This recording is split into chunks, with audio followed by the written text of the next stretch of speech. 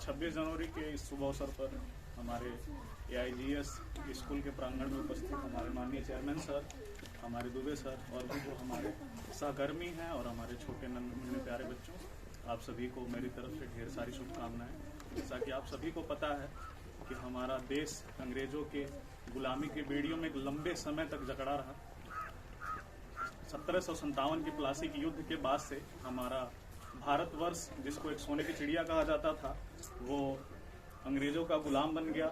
इस बीच हमारे देश के बहुत सारे महापुरुष, बहुत सारी औरतें अपने प्राणों की आहुतियाँ दे दी, जैसे कि लाला लाजपत राय, जिन्होंने अंग्रेजों की लाठियाँ खाईं हमें आज़ाद कराने के लिए, और बाद में उनकी मृत्यु हो गई। हमारे देश के महापुरुष भगत सिंह, चंद्रशेखर आज़ाद, राम प्रसाद बिस्मिल हंसते हंसते फांसी पे चढ़ गए सिर्फ हमें आज़ादी दिलाने के लिए। इस बीच में और भी बहुत महापुरुष आए, गांधी जी आए, सरदार वल्लभ पटेल जी आए, नेहरू जी आए। इन लोगों के सामूहिक प्रयास से 15 अगस्त सन 1947 को हमारा देश लगभग 200 सालों के बाद आज़ाद हुआ। अब तो देश हमारा आज़ाद हो गया था, लेकिन अब बात थी कि आज़ादी के बाद से देश को कैसे चलाया जाएगा, यानी कि अब हमारे देश को चलाने के लिए नियम कानून की जरूरत थी। तब बढ़ के आए माननीय भीमराव अंबेडकर, जिनको संविधान का जनक कहा जाता है, और मात्र 2 वर्ष 11 माह 18 दिन में हमारे इतने बड़े लोकतांत्रिक देश का संविधान रच के रख दिया और अंग्रेजों को बता दिया कि अब हमारा देश आज़ाद हो गया है, इसको हम अपने तरीके से चलाएंगे, ना कि आपके तरीके से। और 26 नवंबर सन 1949 को हमारा संविधान बन के पूरी तरह से तैयार था। तत्काल प्रभाव से 15 अनुच्छेद को लागू कर दिया गया। अब इंतजार था 26 जनवरी सन 1950 को। 26 जनवरी सन 1950 आया और उस दिन हमारा पूरी तरह से संविधान लागू कर दिया गया, जिसमें 8 अनुसूचियां और 395 अनुच्छेद थे। बाद में ये अनुसूचियां बढ़ के 12 हुई और पूरी तरह से हमारा देश अब गणतंत्र हो चुका था।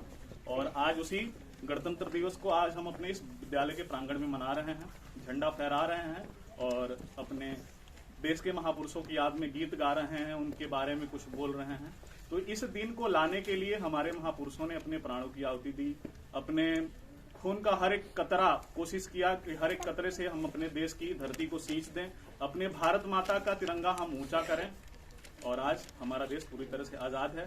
तो हमें क्या करना चाहिए? हम ये सोचते हैं कि अब तो हमारा देश आज़ाद हो गया और हमको सारी चीज़ें मिल रही हैं, हमें स्कूल मिल रहा है पढ़ने के लिए, हमारे टीचर हमको पढ़ा रहे हैं, लेकिन हम क्या कर रहे हैं? क्या हमें अपने आप से पूछना चाहिए कि हम पढ़ रहे हैं? हमारा जो काम है ईमानदारी से हम कर रहे हैं? क्या जो हमारे महापुरुषों ने महान भारत का सपना देखा था, उस और महान भारत को लेके जा रहे हैं? एक बार जरूर आप अपने आप से पूछिए।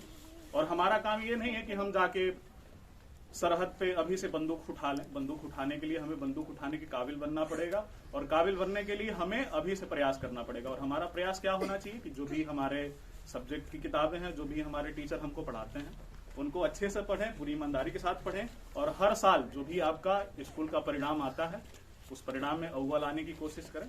बात ही समझना, आप सारे लोग बहुत अच्छे हैं, ऐसा कोई नहीं है कि जिसके अंदर प्रतिभा की कमी है, लेकिन अपने अंदर की प्रतिभा को आप लेके आइए, अपने अंदर की झिझक को, अपने अंदर की शर्मिंदगी को खत्म करिए। तब जाके एक संयुक्त राष्ट्र का निर्माण हो पाएगा, तब जाके हमारा ये भारत देश महान बनेगा। महान तो है ही, लेकिन अभी इसको और ऊंचाइयों पे लेके जाना है, ताकि एक समय ऐसा आए कि ये भारत हमारा पूरे विश्व में सर्वोपरि हो। और जैसा कि अभी हम दूसरे देश की कॉपी कर रहे हैं, तो आने वाले समय में दूसरे देश जो है वो हमारे भारत के लोगों के द्वारा जो काम किया जा रहा है उसकी कॉपी करें। ये हमारा प्रयास होना चाहिए। इसी के साथ जय हिंद, जय भारत, भारत माता की जय।